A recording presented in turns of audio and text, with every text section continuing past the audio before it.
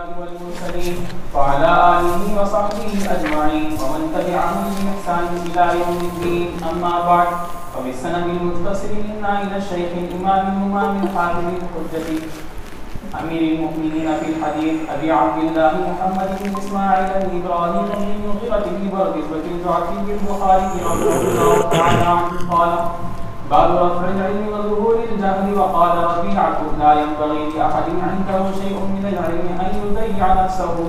وبه قال حدثنا عمران بن ميسرة قال حدثنا عبد الوارث عن أبي التياح عن أنس رضي الله تعالى عنه قال: قال رسول الله صلى الله عليه وسلم: إن من أشراط الساعة أن يرفع العلم ويثبت الجهل وتشرب الخمر ويظهر الزنا.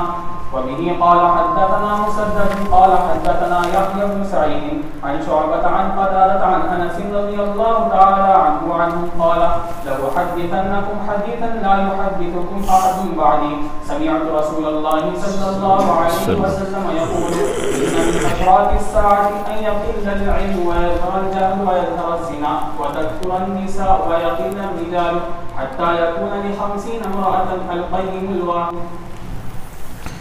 بسم اللہ الرحمن الرحیم. الحمد للہ رب العالمین والصلاة والسلام علی اشرف الانبیاء وسید المرسلین وعلی آلہ وصحبہ اجمعین. اما بعد. باب رفع العلم وظہور الجہل. علم کے اٹھا لیے جانے کا اور جہالت کے پھیل جانے کا باب. امام بخاری رحمۃ اللہ علیہ نے اوپر علم کے فضائل اور مناقب اور اس کو دنیا میں برقرار اور باقی رکھنے کے لیے تعلیم اور تعلم کے سلسلے کی اہمیت اور ضرورت اور افادیت بیان کی تھی. اب یہاں یہ بیان کرنا چاہتے ہیں کہ یہ علم جس کی اتنی اہمیت ہے، ضرورت ہے، اگر اس کی طرف توجہ نہ دی جائے تو یہ علم دنیا سے اٹھ بھی سکتا ہے، اور یہ اٹھ جاتا اس وقت میں ہے جب کہ آدمی علم کی طرف توجہ نہ کرے، پورا معاشرہ علم سے دور ہو جائے، علماء اٹھتے چلے جائے اور ان کا کوئی جانشین بن نہ پائے. نتیجہ یہ ہوگا کہ دنیا کے اندر سے علم اٹھ جائے گا، جہالت پھیل جائے گی. اس لیے یہ باب گویا کہ ہمیں اور آپ کو متنبہ کرنے کے لیے ہے کہ علم میں غفلت نہ برتی جائے، علم کی تحصیل کے اندر غفلت نہ برتی جائے، بلکہ برابر اس کو پڑھا جائے، پڑھایا جائے، نظام تعلیم و تعلم کا برابر جاری رکھا جائے، ورنہ تو یہ علم اٹھ سکتا ہے، جہالت پھیل سکتی ہے اور پھر قیامت طاری ہوگی. اس کے لیے باب قائم کیا، باب رفع العلم وظہور الجہل. اس میں امام ربیعۃ الرائے کا ایک قول ذکر کیا پہلے بطور تعلیق، پھر اس کے بعد 2 احادیث اس سلسلے میں ذکر کی. امام ربیعۃ الرائے کی یہ بات نقل کی کہ انہوں نے فرمایا: لا ينبغي لأحد عنده شيء من العلم ان يضيع نفسه. کسی کے لیے یہ بات مناسب نہیں، ٹھیک نہیں، جس کے پاس کچھ بھی علم موجود ہو تو وہ اپنے علم کو ضائع کر دے، وہ اپنے آپ کو ضائع کر دے. یہ امام ربیعۃ الرائے بہت بڑے امام گزرے ہیں، تابعین میں سے ہیں، اور امام مالک رحمۃ اللہ علیہ کے اساتذہ میں سے ہیں. مدینے کے رہنے والے تھے اور جلیل القدر علماء سے اخذ فیض کیا، اور پھر ان کے بھی شاگرد بڑے جلیل الشان پیدا ہوئے، جن میں سے امام مالک جیسی عظیم شخصیت بھی ہے. انہی کا وہ واقعہ ہے جو آپ نے سنا ہوگا یا کہیں پڑھا ہوگا کہ ان کے والد تھے عبد الرحمن فروخ، اور ان کو جہاد میں جانے کی نوبت آئی۔ جب وہ جہاد کے لیے نکلے تھے تو اس وقت امام ربیعۃ الرائے ماں کے پیٹ میں تھے، پیدا نہیں ہوئے تھے۔ ان کے والد جہاد میں جاتے ہوئے اپنی بیوی کے ہاتھ میں 30,000 درہم یا 30,000 دینار رکھ دیے اور کہا کہ خرچہ چلانا، ضرورت کے لیے استعمال کرنا، جب واپس آؤں گا تو مجھے حساب دینا۔ جو نکلے جہاد کے لیے تو ایسے حالات پیش آئے کہ انہیں ملک در ملک، ملک در ملک جہاد کے لیے جانا پڑا، یہاں تک کہ 27 سال اسی میں بیت گئے۔ ماں کے پیٹ کے وہ بچے جو ربیعہ اس وقت میں رحم مادر میں تھے، وہ اپنے وقت پہ پیدا ہوئے۔ چند ماہ کے بعد پھر ماں نے ان کو تربیت دی، اساتذہ کی خدمت میں بٹھایا، حافظ قرآن بنایا، عالم دین بنایا، حافظ حدیث بنایا، محدث زماں بنایا، یہاں تک کہ اتنا بڑا مقام مدینے میں ان کو ملا کہ مسجد نبوی میں بیٹھ کر اساتذہ کو اور مشائخ کو حدیث کا علم سکھایا کرتے تھے۔ اتنے بڑے مقام پر اللہ نے ان کو پہنچایا۔ 27 برس کے بعد عبد الرحمن فروخ واپس آئے مدینہ، تو مدینہ بدل چکا تھا 27 سال میں۔ اندازہ کرتے کرتے اپنے گھر پر پہنچے۔ وہ زمانہ کوئی موبائل فون کا نہیں تھا کہ بھئی کانٹیکٹ کر لیا جاتا، بس وہ بھی بے خبر ہیں، یہ بھی بے خبر ہیں۔ اچانک پہنچے، رات کا وقت تھا، گھر کے اندر گھستے ہوئے اپنے گھوڑے کو گھر میں گھسایا باندھنے کے لیے، تو ادھر سے ربیعۃ الرائے انہوں نے دیکھ لیا کہ ایک آدمی ہمارے گھر میں گھس رہا ہے اور جو ہے اپنا گھوڑا کھڑا کر رہا ہے، تو اس کو ڈانٹا، ارے بھائی کسی کے گھر میں گھس جاتے ہو بغیر اجازت، کم از کم اجازت تو لینا چاہیے، یہ کیا بے ڈھنگا پن ہے، خلاف شریعت بات ہے، کسی کے گھر کے اندر اس طرح داخل ہوا جاتا ہے۔ انہوں نے کہا تو کون ہوتا ہے مجھے بولنے کے لیے، تو میرا گھر ہے۔ دونوں میں تو میں شروع ہو گئی۔ تو میں کا مطلب یہ نہیں کہ جیسے آج کل لڑتے ہیں لوگ ایسا لڑ رہے ہوں، وہ اپنی شان سے لڑ رہے ہوں۔ لڑائی میں بھی شان ہوتی ہے، اختلاف تو ہوتا ہے لیکن شان کا اختلاف ہوتا ہے، تو اپنے انداز سے بول رہے ہوں گے۔ بہرحال جب دونوں میں یہ باتیں چلی تو ادھر ادھر کے لوگ جمع ہو گئے اور آوازیں اندر گھر میں پہنچی، تو ربیعۃ الرائے کی ماں نے اندر سے دیکھا کہ کیا ہو رہا ہے۔ دیکھا تو باپ اور بیٹے میں جھگڑا ہو رہا ہے۔ انہوں نے وہیں سے آواز دی اور کہا ربیعہ یہ تو تمہارے باپ ہیں۔ پھر اس کے بعد جو ہے آپس میں گلے ملتے ہیں اور اندر چلے جاتے ہیں۔ رات میں سو گئے۔ عرب کا دستور یہ نہیں تھا جیسے انڈیا کا دستور ہے کہ رات ہی میں بات کرنے بیٹھ گئے۔ وہاں تو یہ تھا کہ بھائی غسل کرو، کھانا کھاؤ، آرام کرو، اور پھر اس کے بعد میں جب ہوگا بات چیت کی جائے گی۔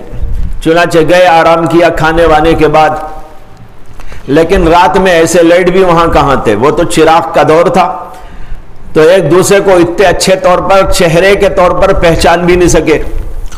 بہرحال صبح ہوئی تو نماز کے لیے اٹھے۔ ربیعۃ الرائے تو پہلے ہی نکل کے چلے گئے، اس کے بعد فروخ ان کے پیچھے نکل گئے، مسجد میں گئے، مسجد میں نماز ادا کی۔ نماز ادا کرنے کے بعد دیکھا کہ ایک شیخ ہیں آ کے بیٹھے ہیں سر جھکائے، اور بڑے بڑے طلباء حدیث ان کے سامنے زانو تلمس طے کر کے بیٹھے ہیں، اور پھر اس کے بعد درس حدیث شروع ہوتا ہے، اور بڑے شاندار طریقے پر حدیث کا درس ہوتا ہے۔ وہ بہت خوش وہاں سے نکلتے ہیں کہ آج میں نے ایک بہت بڑے شیخ سے حدیث پاک کا درس لیا ہے۔ اس کے بعد گھر پہنچے، گھر پہنچنے کے بعد میں اس کا تذکرہ کیا کہ ماشاءاللہ مسجد میں گیا تھا، کوئی شیخ صاحب پڑھا رہے تھے، بہت اچھا درس ہوا حدیث پاک کا، میں نے بھی ان سے بڑا استفادہ کیا وغیرہ وغیرہ۔ پھر اس کے بعد میں کہا کہ میں گیا تھا 27 سال کے بعد میں آیا ہوں، 30,000 درہم دے کے گیا تھا، کچھ حساب کتاب اس کا ہے؟ بیوی نے کہا اس کا حساب و کتاب وہی ہے جو آپ نے وہاں دیکھ لیا ہے، اس 30,000 سے میں نے اس بچے کو تیار کیا ہے، یہ آپ کا بیٹا ہے۔ تو بہت خوش ہو گئے اور کہنے لگے مجھے اب کوئی حساب کی ضرورت نہیں ہے۔ تو یہ ہیں امام ربیعۃ الرائے، انہوں نے فرمایا لا ينبغي لأحد عنده شيء من العلم، جس آدمی کے پاس کچھ بھی علم موجود ہے اس کے لیے یہ بات مناسب نہیں کہ وہ اپنے آپ کو ضائع کر ڈالے۔ جسے اللہ نے علم دیا ہو اپنے آپ کو ضائع کرے، یہ بات نامناسب ہے۔ اس کا مطلب کیا ہے؟ بعض علماء کہتے ہیں کہ اس کا مطلب یہ ہے کہ جس آدمی کو بھی اللہ نے علم دیا ہو تو اسے تعلیم و تعلم اور تبلیغ و دعوت کے کام میں لگ کر لوگوں کو نفع پہنچانا چاہیے۔ اگر اس نے یہ کام نہ کیا، پڑھ لکھنے کے بعد دکان سنبھال کے بیٹھ گیا، پڑھ لکھنے کے بعد دنیا کے دھندوں میں لگ گیا، تو گویا اس نے اپنے آپ کو ضائع کر دیا۔ جیسے کوئی ڈاکٹر بن کر جو ہے دکان کھول کر بیٹھ جائے اور آلو بھی ٹماٹر بیچنے لگے، کہا جائے گا کہ ڈاکٹری پڑھنے کے بعد یہ حرکت تمہارے اپنے آپ کو ضائع کرنے کے برابر ہے، یعنی تم نے اپنے علم کو ضائع کر دیا، اپنے فن کو ضائع کر دیا، گویا کہ اپنے آپ کو ضائع کر دیا۔ اسی طریقے پر جسے اللہ نے علم دین سے نوازا، اس کو بھی چاہیے کہ وہ علم دین کے پڑھانے میں، تعلیم دینے میں، تدریس میں، دوسروں تک اس کو پہنچانے میں، دعوت و تبلیغ میں، اس کے اندر لگے۔ اگر وہ دکان میں، مکان میں، دنیا کے کاموں کے اندر لگ جاتا ہے تو وہ اپنے آپ کو ضائع کرنے والا ہے۔ اور اسی سے یہ سمجھ میں آتا ہے کہ امام بخاری نے اس باب میں اس کا ذکر کیوں کیا۔ یہ بتانا چاہتے ہیں کہ رفع علم اور ظہور جہل اس وقت میں ہوتا ہے جب علماء اپنی ذمہ داری نہ سمجھ کر دعوت و تبلیغ اور تعلیم و تعلم کے بجائے دنیاوی کاموں میں اپنے آپ کو ضائع کر دیتے ہیں۔ نتیجہ یہ ہوتا ہے کہ علماء کا علم ان کے ساتھ قبرستان چلا جاتا ہے، ان کے سینوں میں مدفون ہو جاتا ہے، دوسروں تک نہیں پہنچتا، اور نتیجہ یہ ہوتا ہے کہ علم دنیا سے اٹھ جاتا ہے اور جہالت پھیل جاتی ہے۔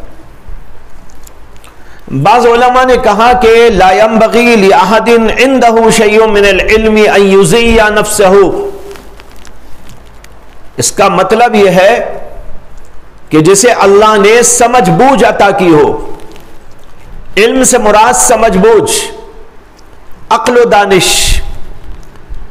جس کو اللہ نے اچھی عقل دی ہو، دانش دی ہو، اس کے لیے مناسب نہیں کہ وہ اپنے آپ کو ضائع کر دے۔ اپنے آپ کو ضائع کرنے کا مطلب یہ ہے کہ وہ دنیاوی کاموں میں لگ جائے، تحصیل علم کے لیے اپنے آپ کو نہ لگائے۔ یہ دوسرا مطلب ہے۔ جسے اللہ نے عقل دی ہو، سمجھ دی ہو، علم حاصل کرنے کی صلاحیت دی ہو، وہ اپنے آپ کو دنیا کے دھندوں میں لگا کر علم دین سے غفلت نہ برتے۔ اگر کوئی ایسا کرتا ہے تو گویا وہ اپنے آپ کو ضائع کرنے والا ہے۔ آج دنیا میں یہ بہت کثرت سے ہو رہا ہے، جن کے پاس عقل ہے، جن کے پاس کچھ دانش موجود ہے، وہ دنیا کے علم کے اندر، دنیا کی تحصیل کے اندر لگے ہوئے ہیں، مدارس کی طرف آنا نہیں چاہتے، علماء سے استفادہ کرنا نہیں چاہتے، قرآن و حدیث کے علوم کو پڑھنا نہیں چاہتے، وہ گریجویٹ بننا چاہتے ہیں، ڈاکٹر بننا چاہتے ہیں، انجینئر بننا چاہتے ہیں۔ تو ایسے لوگوں نے اپنے آپ کو ضائع کر دیا۔ اسے کہ دنیا کے علم کے لیے اتنی بڑی عقل کی کیا ضرورت تھی؟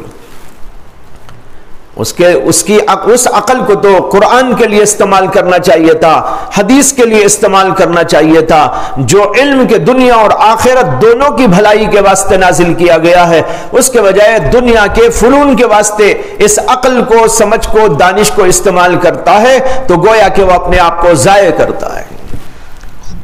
چنانچہ آج ماحول کے اندر یہ بات دیکھی جا رہی ہے، اچھے عقل مند طالب علم وہ اسکولوں کو جا رہے ہیں، کالجوں میں جا رہے ہیں، اس کو پڑھ رہے ہیں، اور پڑھ پڑھ کے کیا کرنا ہے؟ ان کو صرف پیٹ کا مسئلہ حل کرنا ہے، اور کیا کرنا ہے؟ آخرت کا مسئلہ تو حل نہیں کرنا ہے، پیٹ کا مسئلہ حل کرنا ہے۔ کھانا کیسا، کمانا کیسا، جمانا کیسا، اجاڑنا کیسا، اس کے لیے اتنی بڑی عقل جو اللہ نے عطا کی اس کو استعمال کر رہا ہے، تو گویا کہ اس نے اپنے آپ کو ضائع کر دیا۔ یہ دوسرا مطلب ہے، اور یہ مطلب بھی صحیح ہے۔ اور جب ایسا ہوگا کہ عقل مند لوگ علم حاصل نہیں کریں گے اور کمزور عقل والے علم کی طرف آئیں گے تو ظاہر بات ہے وہ علوم پورے طور پر حاصل نہ کر پائیں گے، نتیجہ یہ ہوگا کہ علم اڑ جائے گا اور جہالت پھیل جائے گی، ڈاکٹر بہت ہو جائیں گے، انجینئر بہت ہو جائیں گے، اور علوم فنون والے بہت ہو جائیں گے، لیکن علم دین کے ماہرین کم ہو جائیں گے، یہاں تک کہ علم دین دنیا سے اٹھ جائے گا، جہالت پھیل جائے گی۔ آج یہ بات واضح طور پر دنیا میں نظر آ رہی ہے، اسی لیے آج ایسے ذہین فہیم علماء جیسے ہونے چاہیے ویسے نہیں مل رہے ہیں۔ کیوں نہیں مل رہے ہیں؟ اس لیے کہ جو طلبہ مدارس کو آ رہے ہیں ان میں سے کم لوگ ایسے ہوتے ہیں جو بڑی عقل والے، بڑی سمجھ والے، ورنہ تو زیادہ تر وہ لوگ آتے ہیں جن کے پاس عقل کی کمی ہوتی ہے، ناقصۃ العقل ہوتے ہیں، ایسے لوگ مدارس کی طرف آ رہے ہیں۔ نتیجہ یہ ہو رہا ہے کہ وہ اتنا نہیں پڑھ پا رہے، کچا سا پڑھ لیا، کچا سا پڑھ لیا، اور پھر اس کے بعد چلے گئے، کہیں مدرس بن گئے، اور کہیں خطیب بن گئے، کہیں امام بن گئے۔ ان سے وہ فوائد، وہ برکات اور وہ جو ہے علم کے دریا جو ظاہر ہونے چاہیے تھے وہ آپ کو نظر نہیں آئیں گے۔ ابن حجر، کوئی غزالی، کوئی رازی، کوئی تھانوی، کوئی شبیر احمد عثمانی، کوئی مولانا قاسم نانوتوی، ایسے لوگوں کی جو کمی معلوم ہو رہی ہے اس کی بنیادی وجہ یہی ہے کہ مدارس کو آنے والے طبقے میں زیادہ تر وہ لوگ ہیں جو بڑے عقل کے مالک نہیں ہوتے۔ کچھ لوگ ہوتے ہیں لیکن کچھ سے تو کام نہیں چلتا، بلکہ پوری کھیپ کی کھیپ ایسی ہونی چاہیے، بڑے عقل مند، بڑے بصیرت والے، بڑی تفقہ والے، ہر علم کو حاصل کرنے کے لیے محنت اور مجاہدہ کرنے والے، اس کے لیے اپنے آپ کو 100% لگا دینے والے۔ لیکن یہ کمی تو بالکل مشاہد ہے، ہر آدمی اس کو محسوس کر رہا ہے، اور اسی وجہ سے وہ ثمرات اور برکات ظاہر نہیں ہو رہے جو برکات اور ثمرات اس علم کے دنیا کے اندر ظاہر ہونے چاہیے تھے۔ یہ ہے امام ربیعۃ الرائے کی بات کا حاصل اور خلاصہ۔ اس کے بعد امام بخاری نے 2 حدیثیں ذکر کی ہیں، اور دونوں حدیثیں حضرت انس بن مالک ہی سے ہیں۔ پہلی حدیث میں ہے کہ حضرت انس بن مالک رضی اللہ عنہ نے فرمایا، قال رسول اللہ صلی اللہ علیہ وسلم، ان من اشراط الساعة ان يرفع العلم ويثبت الجهل وتشرب الخمر وَيَظْهَرُ الزِّنَا۔ اللہ کے رسول علیہ السلام نے ارشاد فرمایا، قیامت کی علامتوں میں سے یہ علامتیں بھی ہیں کہ علم اٹھا لیا جائے گا، جہل پھیل جائے گا، شرابیں پی جائیں گی، زنا عام ہو جائے گا، یظہرو عام ہو جائے گا، پھیل جائے گا، پھیل جانے کا مطلب عام ہو جائے گا۔ 4 علامتیں نبی اکرم صلی اللہ علیہ وسلم نے اس موقع پر ذکر فرمائی ہیں، قیامت کی علامتیں۔ پہلی علامت تو یہ بتائی ان یرفع العلم، علم اٹھ جائے گا۔ دوسری علامت یثبت الجہل، جہل پھیل جائے گا۔ اور تشرب الخمر، شراب پی جائے گی۔ ویظہر الزنا، اور چوتھے زنا عام ہو جائے گا۔ اور دوسری حدیث میں ہے کہ حضرت انس نے فرمایا لَأُحَدِّثَنَّكُمْ حَدِيثًا لَا يُحَدِّثُكُمْ أَحَدٌ بَعْدِي، میں تمہیں ایک ایسی حدیث بیان کرتا ہوں کہ میرے بعد کوئی بھی شخص تمہارے سے حدیث بیان نہیں کرے گا، یعنی صحابہ میں سے۔ اس لیے کہ ان کے اس دور تک تمام صحابہ دنیا سے چلے گئے تھے، اکثر بیشتر صحابہ دنیا سے جا چکے تھے۔ حضرت انس کی عمر کافی لمبی ہوئی تھی، اس لیے انہوں نے کہا کہ ایک حدیث بیان کرتا ہوں جو میرے بعد کہیں تم کو سننے میں نہیں ملے گی، ملے گی تو انڈائریکٹ ملے گی، صحابی سے نہیں ملے گی، انڈائریکٹ، یعنی صحابی سے سن کر کوئی اور بیان کر رہا ہو، ایسا تو ہو سکتا ہے، لیکن صحابی سے تم سنو ایسا موقع تم کو نہیں ملے گا۔ میں بیان کرتا ہوں، میں نے رسول اللہ صلی اللہ علیہ وسلم کو یہ بیان کرتے ہوئے سنا، ان من اشراط الساعۃ ان یقل العلم ویظہر الجہل ویظہر الزنا وتکثر النساء ویقل الرجال حتی یکون ل50 امرأة القیم الواحد۔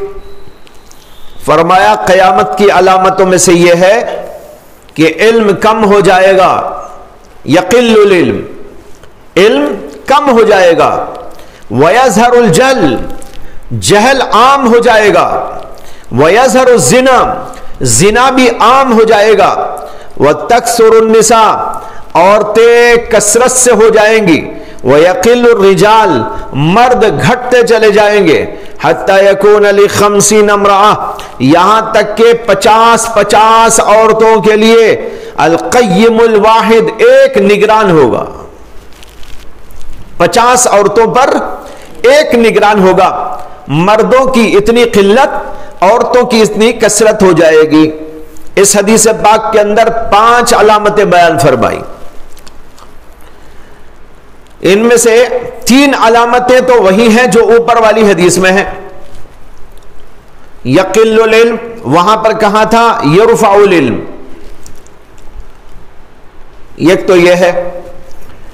دوسرے فرمایا تھا یثبت الجہل، یہاں پر فرمایا یظہر الجہل، جہالت عام ہو جائے گی، جہالت پھیل جائے گی۔ اور تیسری بات یظہر الزنا، وہاں بھی یہ بات آئی تھی، یہاں بھی یہ بات ہے۔ یہ 3 علامتیں تو اوپر والی حدیث میں بھی ہیں اور اس حدیث کے اندر بھی۔ اور اس حدیث کے اندر مزید 2 علامتیں بیان کی، تکثر النساء ویقل الرجال، عورتیں بڑھ جائیں گی، مرد گھٹ جائیں گے۔ اور ایک علامت اوپر والی حدیث کے اندر ہے جو اس حدیث میں نہیں ہے، وہ تشرب الخمر، شراب پی جائے گی۔ تو اس طرح دونوں حدیثوں کو ملا کر کل 6 ہو گئی علامتیں۔ سمجھ میں آئی نا بات؟ پہلی حدیث میں اور دوسری حدیث میں 3 علامتیں تو دونوں جگہ بیان کی گئی ہیں، اور پہلی حدیث میں 1 علامت زائد اور دوسری حدیث کے اندر 2 علامتیں زائد، یہ کل 3 ہو گئی۔ تو 3 تو دونوں حدیثوں میں ہیں، اور اس کے علاوہ اور 3 ایسی علامتیں ہیں جن میں سے ایک حدیث کے اندر 2 اور ایک حدیث کے اندر 1 وارد ہو گئی، تو کل 6 اس کے اندر علامتیں بیان فرمائی گئی۔ پہلی علامت بیان کی گئی یرفع العلم، اور دوسری حدیث کے اندر اسی کو فرمایا یقل العلم۔ اس پر سوال پیدا ہوتا ہے کہ یرفع العلم اور یقل العلم کے اندر تو تعارض پیدا ہو گیا، اس لیے کہ یرفع العلم کے معنی تو ہے علم اٹھا لیا جائے گا، اور یقل کے معنی ہے کم ہو جائے گا، اٹھا نہیں لیا جائے گا۔ اس کا جواب یہ ہے کہ یوں کہہ سکتے ہیں کہ پہلے تو قیامت کی یہ نشانی ظاہر ہوگی کہ علم گھٹنا شروع ہو جائے گا، پھر گھٹتے گھٹتے گھٹتے ایک زمانہ آئے گا کہ وہ بالکل ختم ہو جائے گا۔ لہذا دونوں باتیں اپنی جگہ پر صحیح ہیں۔ یقل العلم یہ علامت قیامت کی ابتدا ہے،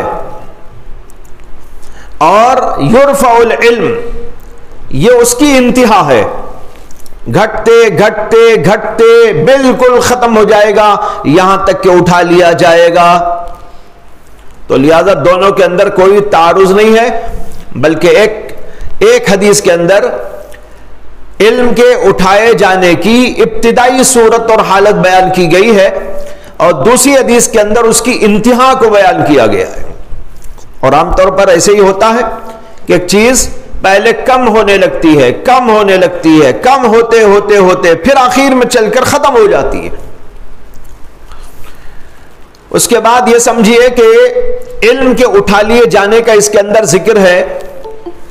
یہ علم کا اٹھا لیا جانا کس طرح ہوگا،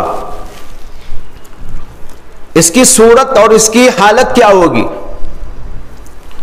اس میں بعض روایتوں سے تو پتہ چلتا ہے کہ علم اس طرح اٹھا لیا جائے گا کہ دنیا سے علماء کو اٹھا لیا جائے گا۔ جب علماء اٹھتے چلے جائیں گے، علماء اٹھتے چلے جائیں گے، ان کا کوئی جانشین نہ ہوگا، تو نتیجہ ہوگا کہ دنیا سے علم اٹھ جائے گا۔ چنانچہ ایک حدیث ہے جو بخاری میں بھی ہے، جس کے اندر اللہ کے نبی علیہ الصلوۃ والسلام نے فرمایا کہ اللہ تعالیٰ علم کو اس طرح نہیں اٹھا لیتے کہ وہ علماء کے دل سے اٹھا لیا جائے، بلکہ خود علماء کو اٹھا لیا جائے گا۔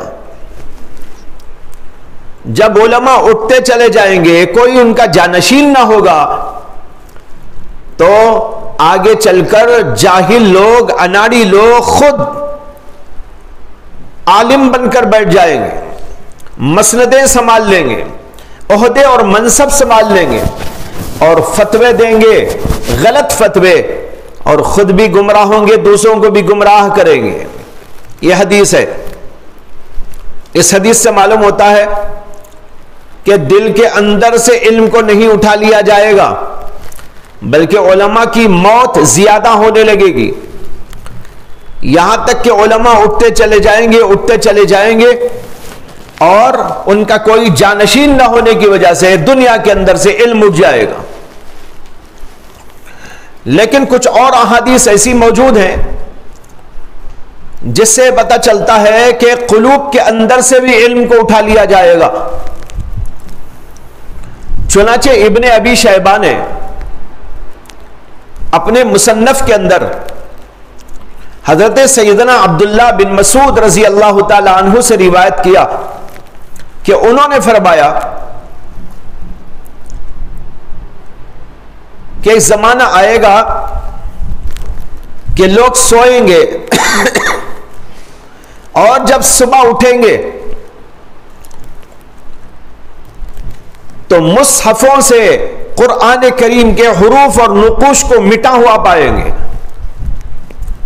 قرآن رکھا ہوا ہے گھروں میں بھی، مسجدوں میں بھی، لوگ سو کر اٹھیں گے اور جب قرآن کھولیں گے تو کچھ بھی اس میں نہ ہوگا اور سارے حروف اٹھ جائیں گے۔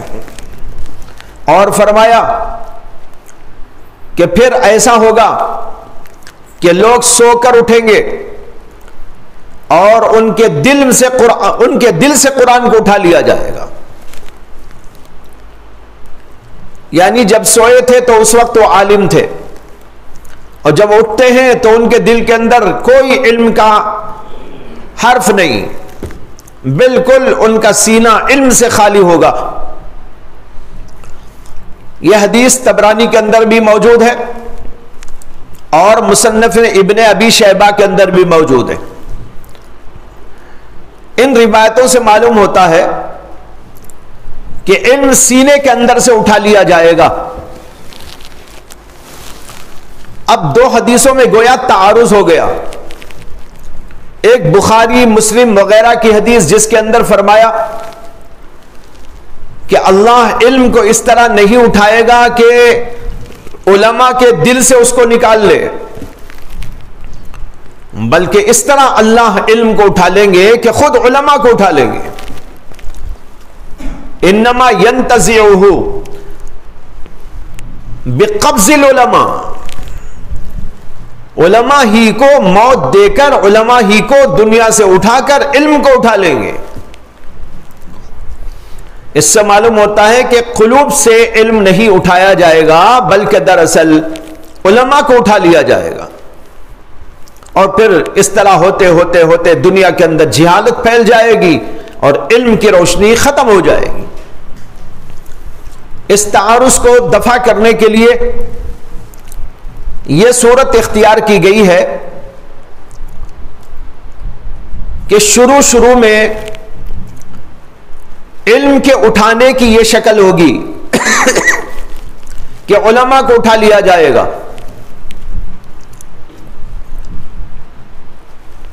بڑے بڑے علماء اٹھ جائیں گے، معتبر علماء اٹھ جائیں گے، ان کا کوئی جانشین نہ ہوگا، لیکن بہرحال علم تو دنیا میں چلتا رہے گا۔ لیکن پھر ایک زمانہ ایسا آئے گا کہ لوگ سو کر اٹھیں گے تو قرآن کے حروف کو غائب پائیں گے، یہ دوسرے نمبر پر ہوگا۔ اور پھر تیسرے نمبر پر یہ ہوگا کہ علماء رات میں سوئیں گے لیکن صبح اٹھیں گے تو ان کے دل سے سارا علم نکل چکا ہوگا۔ اس طریقے پر دونوں احادیث کے اندر تطبیق بھی ہو جاتی ہے کہ اس میں دراصل مختلف زمانوں کے لحاظ سے بات کہی گئی ہے۔ ابتدائی دور میں علماء کو اٹھا لیا جائے گا، پھر چلتے ایسا ہوگا کہ خود قرآن کے حروف اور نقوش کو قرآن کے صفحات سے اٹھا لیا جائے گا، اور پھر آخر کار جو علماء موجود ہوں گے ان علماء کے سینوں سے علم کو اٹھا لیا جائے گا۔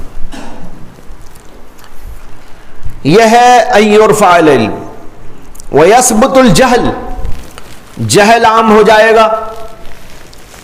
ظاہر بات ہے کہ پہلے چیز کا نتیجہ ہے، جب علم اٹھ جائے گا تو جہالت پھیلتی ہے، روشنی اگر ختم کر دی جائے تو اندھیرا چھا جاتا ہے، دن کا اجالا چلا جائے اور سورج غروب ہو جائے تو پھر رات کا آ جانا لازم و ضروری ہے، یہ لازم ملزوم ہے۔ جو ہی دن ختم ہوا رات کا ورود ہو جائے گا۔ اسی طریقے پر علم کی روشنی اٹھ جائے گی تو جہالت کا اندھیرا دنیا میں پھیل جائے گا۔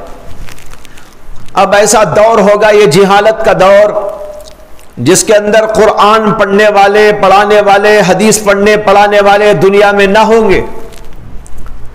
جو لوگ موجود ہوں گے وہ لوگ الٹے سلٹے فتوے دے دے کر لوگوں کو گمراہ کریں گے، اسے کہ علم کی کوئی روشنی ان کے پاس موجود نہ ہوگی۔ من گھڑت قیاسوں کے ذریعے سے لوگوں کو فتوے دیں گے اور خود بھی گمراہ ہوں گے، دوسروں کو بھی گمراہ کریں گے۔ یہ ہوئی دوسری علامت۔ اور تیسری بات اس کے اندر فرمائی وَتُشْرَبُ الْخَمْرُ، شراب پی جائے گی، وَيَظْهَرُ الزِّنَا، اور زنا عام ہو جائے گا۔ سوال یہ پیدا ہوتا ہے یہ کون سی علامت کی قیامت ہے، علامت قیامت ہے؟ یہ تو ہر دور میں ہے، ہر دور میں شراب پی جا رہی ہے، زنا عام ہے، تو جب ہر دور کے اندر شراب پینے کا لوگوں کے اندر سلسلہ ہے، زناکاریوں کا، فحاشی اور عریانیوں کا سلسلہ ہے، تو اللہ کے نبی علیہ السلام نے اسے علامت قیامت میں کیسے ذکر فرما دیا؟ جواب اس کا یہ ہے کہ یہاں پر مطلق شراب پینا یا مطلق زنا کرنا مراد نہیں ہے، بلکہ مراد اس کی کثرت ہے۔ وَتُشْرَبُ الْخَمْرُ کا معنی ہے شراب کثرت کے ساتھ پی جائے گی۔ پہلے بھی بے شک پیتے تھے، بہت سارے پیتے تھے، اسلام آیا تو ختم ہو گیا، اور پھر نیک اور پاکیزہ لوگ اسلام کے اندر ایسے تھے کہ ان کے اندر اس قسم کی علتیں موجود نہیں تھیں. لیکن آگے چل کر ایک زمانہ ایسا آئے گا کہ قیامت کے قریب شراب عام ہو جائے گی. گھر گھر میں شراب، بچے بچے کے ہاتھ میں شراب، عورتیں شرابی، اسی طریقے پر مرد شرابی، یہاں سے وہاں تک شرابیوں کا سلسلہ ہوگا. جب یہ صورتحال ہوگی قیامت کی علامت ظاہر ہوگی. اسی طریقے پر زنا ہر دور میں رہا، لیکن یہاں مراد مطلق زنا نہیں ہے، زنا کی کثرت، زنا کا شیوع و زیوع مراد ہے کہ اس قدر عام ہو جائے گا کہ اس کی کیفیت بیان کرنا مشکل ہے. ایک حدیث میں آتا ہے نبی اکرم صلی اللہ علیہ وسلم نے فرمایا کہ ایک دور ایسا آئے گا کہ بے حیائی اور زنا کرنے والے لوگ سڑکوں پہ زنا کرتے ہوئے ملیں گے. اب تو کلبوں میں جاتے ہیں، کہیں چھپ چھپا کے کرتے ہیں، گھروں میں بند ہو کے کرتے ہیں، کمروں میں بند ہو کے کرتے ہیں، لیکن ایک زمانہ ایسا آئے گا کہ کھلے عام زناکاری ہوگی، سڑکوں پر زنا کرتے ہوئے لوگ ملیں گے.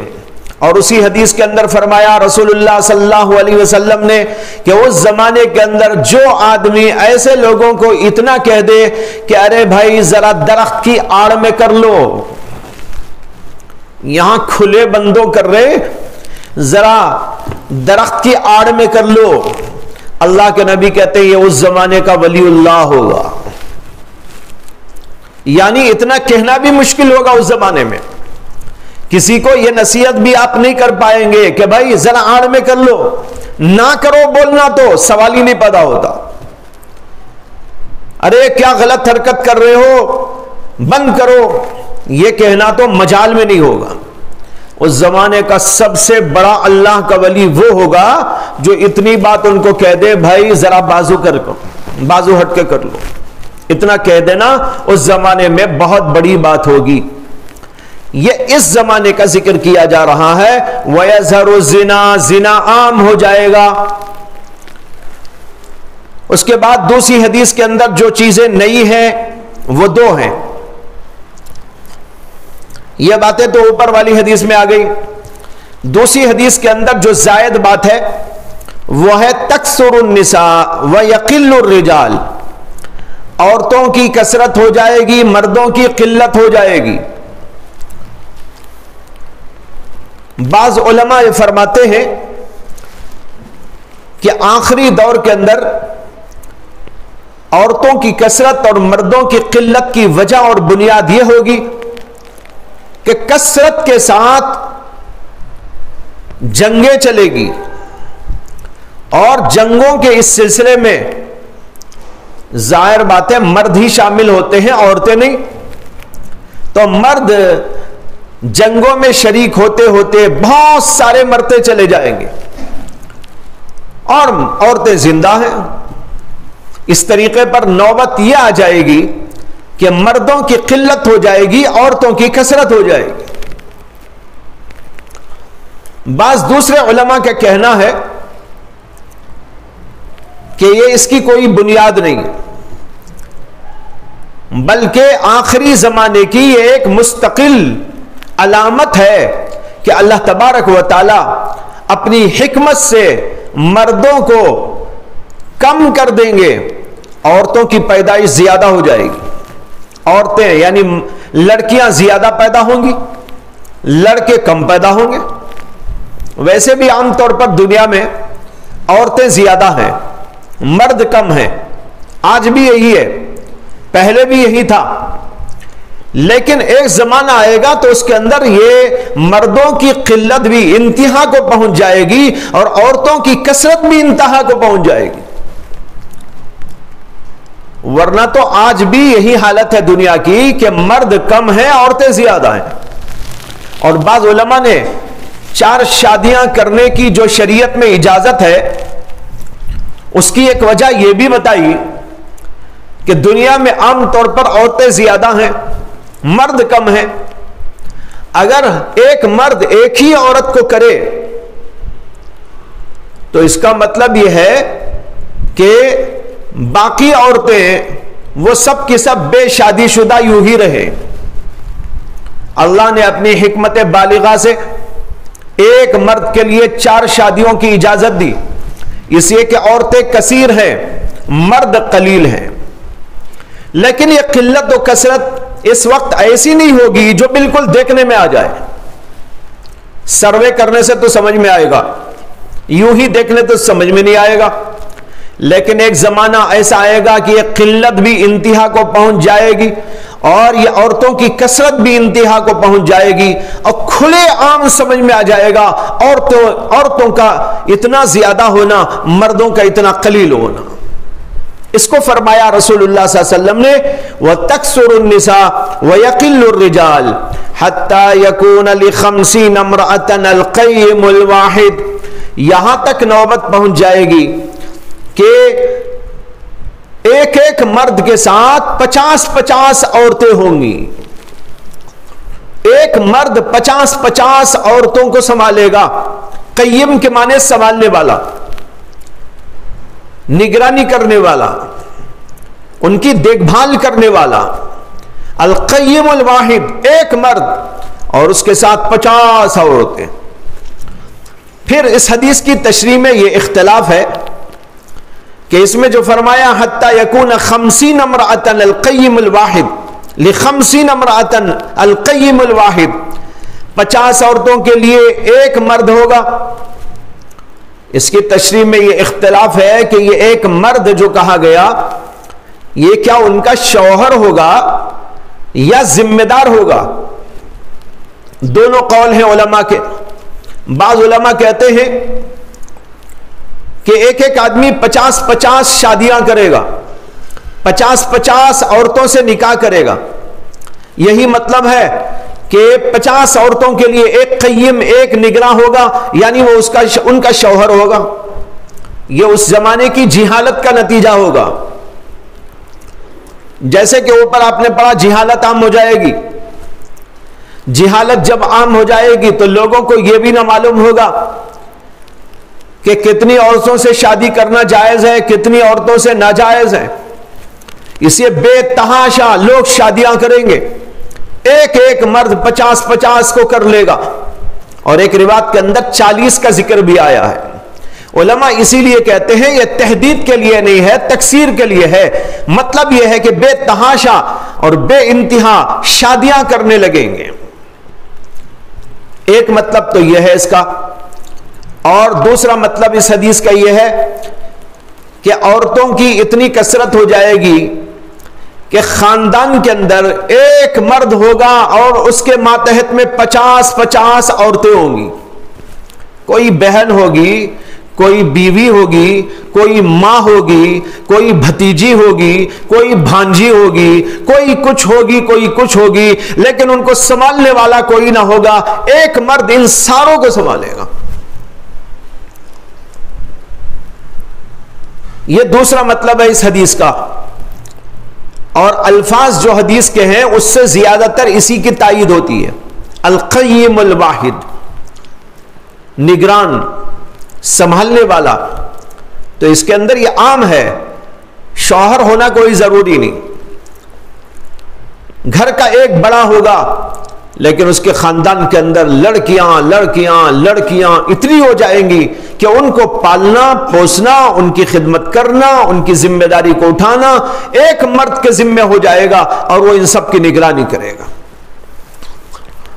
یہ ہیں 2 حدیثیں جو اس سلسلے میں امام بخاری رحمت اللہ علیہ نے ذکر فرمائی، اور اس کے اندر علم کے اٹھ جانے کا اور جہالت کے پھیل جانے کا ذکر آیا ہے. اور امام بخاری اس سے بتانا چاہتے ہیں کہ علم کے حاصل کرنے میں سستی اور غفلت نہیں کرنا چاہیے، ورنہ تو نتیجہ یہی ہوگا کہ دنیا سے علم اٹھ جائے گا، جہالت پھیل جائے گی. اس لیے اوپر کے ابواب سے اس کا رشتہ یہ ہو گیا کہ اوپر امام بخاری نے علم کی فضیلت، اہمیت، ضرورت کو بیان کیا. اب یہ بتانا چاہتے ہیں کہ اس کے تعلیم کا، تعلم کا، دعوت اللہ کا، لوگوں تک پہنچانے کا یہ سلسلہ برابر جاری رہنا چاہیے، ورنہ تو یہ علم دنیا سے اٹھ سکتا ہے اور دنیا کے اندر جہالت پھیل سکتی ہے. جی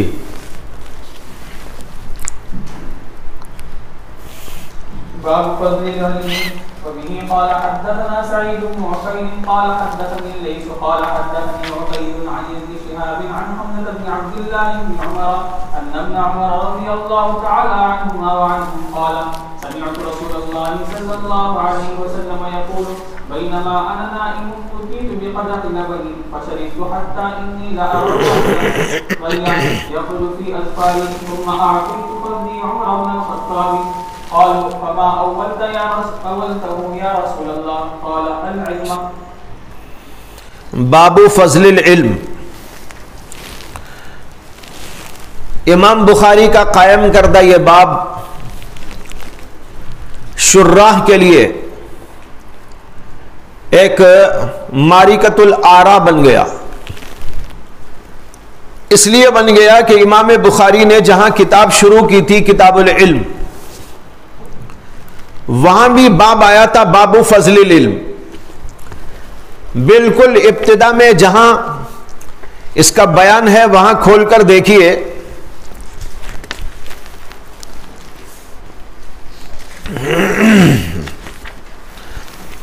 کتاب العلم بسم اللہ الرحمن الرحیم باب فضل العلم. وہیں پر میں نے یہ بات عرض کی تھی کہ اسی طرح کا ایک باب آگے چل کے آنے والا ہے. اب سوال یہ پیدا ہو گیا کہ امام بخاری نے وہاں بھی باب فضل العلم اور یہاں بھی باب فضل العلم، دو جگہ ایک ہی باب کیوں منعقد کیا؟ بعض علماء نے اس کا جواب دیا ہے، اور میں نے پہلے اس کا ذکر کیا ہے آپ کے سامنے کہ کتاب جہاں شروع ہو رہی ہے وہاں پر باب فضل العلم یہ کسی کاتب کی غلطی ہے. صحیح تر نسخوں میں کہیں ایسا نہیں آیا ہے. وہاں تو یہ ہے کتاب العلم وقول اللہ تعالی یرفع اللہ الذین آمنوا. فضل العلم کا باب وہاں پر نہیں ہے. تو بیشتر نسخوں کے اندر یہ باب نہیں ہے پہلی جگہ پر، یہاں پر ہے. تو جب وہاں ہے ہی نہیں یہاں ہے تو تکرار کا سوال ہی ختم ہو گیا. لہذا معلوم ہوا کہ وہ کسی کاتب غلطی سے لکھ دیا گیا ہے. امام بخاری نے نہیں لکھا. امام بخاری نے ایک ہی جگہ لکھا ہے، وہ یہی موقع ہے جہاں اب ہم بحث کر رہے ہیں. لہذا تکرار کا اعتراض ختم ہو گیا. اور بعض علماء کہتے ہیں کہ اگر یہاں ہم مان لیتے ہیں کہ امام بخاری نے وہاں بھی فضل العلم لکھا اور یہاں بھی باب فضل العلم لکھا ہے تو پھر اس کے اندر فرق کیا جائے گا کہ پہلی جگہ پر فضل العلم سے مراد فضل اہل العلم ہے اور یہاں فضل العلم مراد ہے. یعنی پہلی جگہ پر علماء کی فضیلت مقصود ہے اور یہاں پر علم کی فضیلت مقصود ہے. اس لیے کہ وہاں امام بخاری نے یرفع اللہ الذین آمنوا منکم والذین اوتوا العلم درجات یہ آیت پیش کی ہے اور اس کے اندر علماء کی فضیلت بیان کی گئی ہے. تو اس لیے یہ ممکن ہے کہ اوپر والے باب میں امام بخاری کی مراد اہل علم کی فضیلت بیان کرنا ہو اور یہاں پر خود علم کی فضیلت بیان کرنا ہو. تیسرا جواب یہ ہے کہ بعض شراح کہتے ہیں کہ اوپر فضل العلم سے مراد علم کی فضیلت ہے اور یہاں فضل العلم سے مراد زیادتی علم ہے. اسے کہ فضل کے معنی زیادت کے بھی آتے ہیں، حاجت سے زیادہ اس کو بھی فضل کہتے ہیں. تو لہذا یہ لفظ فضل وہاں فضیلت کے معنی میں ہے اور یہاں زیادہ کے معنی میں ہے. تو اب اس باب کا مطلب یہ ہو گیا زیادتی علم کا باب، اور اس کا مقصد یہ ہے کہ علم کے اندر اضافے کی کوشش کرے. اوپر تو علم کی فضیلت بیان کر دی، اب یہاں بیان یہ کرنا چاہتے ہیں کہ آدمی کو تھوڑے علم پر کفایت کر کے نہیں بیٹھ جانا ہے، بلکہ اپنے علم کے اندر اضافہ تلاش کرنا چاہیے اور زیادتی کرتے رہنا چاہیے۔ تو یہ 3 جوابات ہو گئے۔ اب اس کے بعد حدیث پاک جو اس کے اندر آئی ہے اس کو دیکھیے۔ یہ حدیث ہے عبداللہ بن عمر سے، وہ کہتے ہیں سمعت رسول اللہ صلی اللہ علیہ وسلم یقول، میں نے اللہ کے نبی کو یہ کہتا ہوا سنا، بینما انا نائم اتیت بقدح لبن فشربت حتى انی لأرى الری یخرج من اظفاری ثم اوتیت فضلی عمر بن الخطاب قالوا فما اولته یا رسول اللہ قال العلم۔ ابن عمر کہتے ہیں کہ رسول اللہ صلی اللہ علیہ وسلم نے فرمایا، اس درمیان میں کہ میں سو رہا تھا، اتیت بقدح لبن، میرے پاس دودھ کا ایک پیالہ لایا گیا، یعنی خواب بیان فرما رہے، انا نائم، میں سو رہا تھا، سوتے ہوئے میں نے خواب میں دیکھا۔ خواب میں کیا دیکھا؟ اتیت، لایا گیا میرے پاس، بقدح لبن، دودھ کا پیالہ۔ تو خواب میں اللہ کے رسول نے دیکھا کہ ایک دودھ کا پیالہ آپ کو دیا گیا ہے، کہتے ہیں فشربت، میں نے اس میں سے پیا، حتی انی لأری الری یخرج فی اظفاری، یہاں تک کہ میں نے دیکھا کہ تر و تازگی کے آثار یخرج فی اظفاری، نکل رہے ہیں میرے ناخنوں میں، ناخنوں سے، یعنی اتنا پیا اتنا پیا اتنا پیا کہ چھک گیا، اور اس کی تری کا اثر میرے ناخنوں میں بھی مجھے محسوس ہوا، یعنی اتنا پیا کہ سیراب ہو گیا، مطلب یہ خوب پیا۔ جیسے کبھی آپ نے سخت گرمی کے موسم میں دھوپ کے عین وقت میں پیاس خوب لگ رہی ہو اور پسینے میں آپ شرابور ہو، اس وقت میں آپ کو ٹھنڈا سا پانی دیا جائے، اور ٹھنڈا پانی پیتے ہی ایسا لگے گا کہ میں تو جنت میں پہنچ گیا ہوں، یعنی اس کی ٹھنڈک کا اثر رگ اور ریشے میں محسوس ہوگا، دل دماغ میں محسوس ہوگا، آنکھیں بھی ٹھنڈی ہو گئی، اب تک گرم ہو گئی تھی، اور ٹھنڈا پانی پیتے ہی ایسا لگا کہ آنکھیں بھی ٹھنڈی ہو گئی، ہاتھ پیر کے اندر بھی، ناخنوں کے اندر بھی اس کی تری کا اثر ظاہر ہونے لگا۔ اللہ کے نبی کہتے ہیں دودھ کا پیالہ مجھ کو دیا گیا تو میں نے پیا، اور اتنا پیا کہ میرے ناخنوں کے اندر اس کی جو ہے تر و تازگی کا اثر محسوس ہونے لگا۔ کہتے ہیں ثم آتیت فضلی عمر بن الخطاب، اور پھر تھوڑا سا بچ گیا تھا تو میں نے اپنا فضل، یہاں دیکھو لفظ آیا ہے فضلی، میں نے اپنا بچا ہوا دودھ عمر ابن خطاب کو دے دیا۔ قالو، حضرات صحابہ نے پوچھا فما اولتہ یا رسول اللہ، اے اللہ کے رسول آپ نے اس کی تعبیر کیا لی؟ ما اولتہ تعویل سے ہے، تعویل کے معنی تعبیر، آپ نے اس خواب کی تعبیر کیا بیان کی، کیا لی؟ آپ نے کہا العلم، مراد اس سے ہے علم۔ اس حدیث کے اندر علم کا بیان ہے، اور علم کا بھی اس طرح بیان کہ خوب سیراب ہو گئے علم سے۔ یہ خواب کا واقعہ ہے، اور اللہ کے نبی کا خواب سچا ہوتا ہے بلکہ اللہ کی وحی ہوتا ہے۔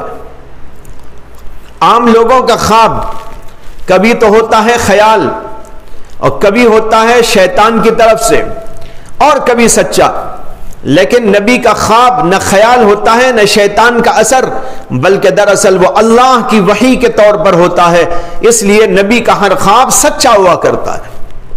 تو آپ نے خواب کے اندر دیکھا دودھ کا پیالہ، دودھ کے پیالے سے مراد اللہ کے نبی نے لیا ہے علم، یعنی علم اللہ کے نزدیک اور عالم ارواح میں دودھ کی شکل میں ہے، اس کو آپ کو دکھایا گیا۔ آپ نے وہ پیا، پینے سے مراد ہے علم حاصل کرنا، پیتے گئے اتنا پیا کہ سیراب ہو گئے. اسی سے فضل علم پر دلالت ہو رہی ہے کہ معمولی درجے کا نہیں پیا ضرورت کا، بلکہ اتنا پیا کہ چھک گئے، ناخنوں تک میں اس کا اثر محسوس ہونے لگا. اسی طرح علم اتنا تھوڑا سا پڑھ کے چھوڑ دینے کی چیز نہیں ہے، بلکہ یہ خوب سیراب ہوتے رہنا ہے، بار بار پیتے رہنا ہے. اس کے لیے یہ باب قائم کیا. تو اس کے اندر اللہ کے نبی علیہ السلام نے دودھ کو علم سے تشبیہ دی، اور دودھ کی تعبیر علم سے دی.